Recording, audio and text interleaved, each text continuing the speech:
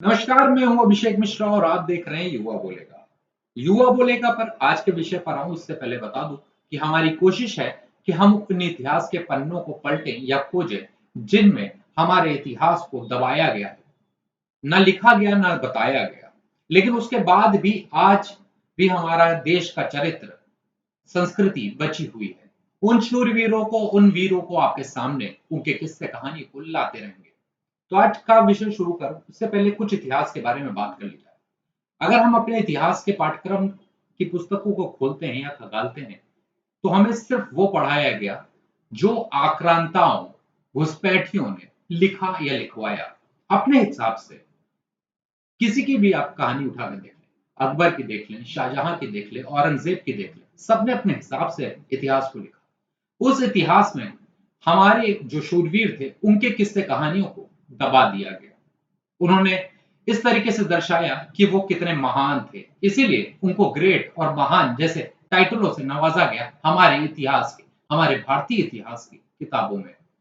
लेकिन ये सच नहीं है और हमारी कोशिश और हमारे समय जो दौर चल रहा है, उस सरकार की कोशिश यही है कि जो हमारा असली इतिहास है उसको उजागर किया जाए, उन शूरवीरों को, उन वीरों को सामने लाया जाए। आप सबने तो देखा होगा या पढ़ा होगा कि मोहम्मद गजनी जो सबसे पहला ट्रेटर था, जो आया, जिसने भारत को 25 सालों में 17 बार लूटा, इन्वेड किया, और उसके बाद आया मोहम्मद गौरी का दौर। लेकिन आपको क्या पता है, मोहम्मद गजनवी या गजनी और गौरी के बीच में 150 साल यानी 1.5 शतक का अंतर था। यह अंतराल आखिर क्यों था?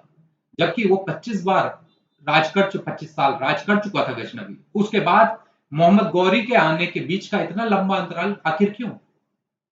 उसकी वजह यह है कि हमारे देश के कई शूरवीर, कई वीर ऐसे थे जिन्होंने उनके मंसूबों को नाकाम किया। 150 साल तक खून पसीना बहाते रहे, भूखे रहे, प्यासे रहे। हथियार नहीं थे आधुनिक जो कि मुगल शासकों के पास या उन ट्रेटर्स के पास हुआ करते थे। लेकिन उसके बाद भी हमारी संस्कृति को बचाए रखा, अपनी जमीन को बचाए रखा, अपने पताका को, अपने झंडे को लहराते रहे। तो उसी में से है महाराजा सुहेलदेव। महाराजा सुहेलदेव 11वीं सदी के महाराजा हुआ करते थे, आपको बता दूं। और लगभग तारीख अगर मैं आपको पढ़ के बताऊं तो 15 जून एक सन 1033 में मोहम्मद गजनी का जो भांजा था सैयद सल्लार, उसने आक्रमण किया। और उसका मंसूबा था कि भारत का जो ये आज की डेट में जो उत्तर प्रदेश है, उत्तर प्रदेश का जो अवध क्षेत्र है, वो एक बड़ा ही संपदा और बहुत ही भारतीय संस्कृति से संपन्न देश हुआ करता था, संपन्न राज्य हुआ करता था, प्रांत हुआ करता था, और वहां पर वो अपना झंडा फहराना चाहता था, लेकिन फहरा नहीं पाया। उसकी वजह महाराजा सुहेलदेव वासुदेव पासी थे। जी हाँ, उन्होंने अवध क्षेत्र के और तमाम आसपास के राजाओं के साथ मिलकर सेना का गठन किया और मोहम्मद सैयद सल्लार को चित्ताली के युद्ध में, जो कि बहराइच में आता है, आज के मौजूदा दौर में उसे बहराइच का क्षेत्र बोला जाता है, उस युद्ध में पटक पटक के मारा। जी हाँ, पटक पटक के मारा। ये आजकल के आम बोलचाल की भाषा है। उसको बहुत अच्छे से परास्त किया कि कभी उठ नहीं पाया, उनके मंसूबों को दबा दिया। तो सैयद सल्लार आया और उसके बाद उसकी इस युद्ध की अगर आप भयंकर या भयंकरता अगर देखेंगे या आंकेंगे, तो ऐसा था कि महाराजा सुहेलदेव ने एक बार में ही उसका सफाया कर दिया। ये लोग हालांकि ये इतिहास में कहीं लिखा या बताया नहीं गया, लेकिन ये चीज हमारे जो जिन लोगों ने अपनी वीर गति को प्राप्त हुए उनके परिवार के थ्रू या उनके उस समाज के थ्रू आज भी प्रचलित हैं ये किस्से। तो स्वाभाविक तौर पर सुहेलदेव की कहानी हमारे आपके बीच में आनी चाहिए थी, लेकिन नहीं आई। तो इतिहासकारों के पास महाराजा सुहेलदेव का कोई प्रमाण या कोई तथ्य उनसे जुड़ा हुआ नहीं मिला। कुछ किस्से कहानियों में महाराजा सुहेलदेव का नाम अंकित है, लेकिन ताज्जुब की बात है कि महाराजा सुहेलदेव का मीराते मसूदी में जिक्र मिलता है, जिसका हिंदी में मतलब होता है मसूद का आईना। लेकिन उसे ऐतिहासिक स्रोत नहीं माना गया। इसकी वजह यह बताई गई कि इस तथ्य में कहीं से कोई पुष्टि नहीं हुई है। सुहेलदेव किस जाति के थे, इसकी प्रामाणिकता व पुष्ट जानकारी इतिहासकारों के पास नहीं है। सियासी लोग राजा सुहेलदेव को अपनी जाति के हिसाब से प्रयोग करते हैं। कुछ लोग उन्हें राजभर तो कुछ लोग उन्हें पासी बताते हैं। आपको बता दूं कि सुहेलदेव को कई लोग राजपूत भी मानते हैं। राजा सुहेलदेव करीब 20,000 वर्ष पूर्व के ऐसे महानायक हैं जिनका इतिहास खोजना काफी मुश्किल रहा है। 1246 से 1267 तक नसरुद्दीन मसूद दिल्ली के सल्तनत का सुल्तान था। उसी ने यहाँ पर मजार बनवाई थी। इसके बाद दिल्ली के सुल्तान यहाँ आने लगे। बंगाल का सुल्तान यहाँ बिना इजाजत के आया था। इस पर दिल्ली के सुल्तान फिरोज शाह तुगलक ने ऐतराज जताया। हालांकि बाद में फिरोज शाह तुगलक भी वहां पर गए।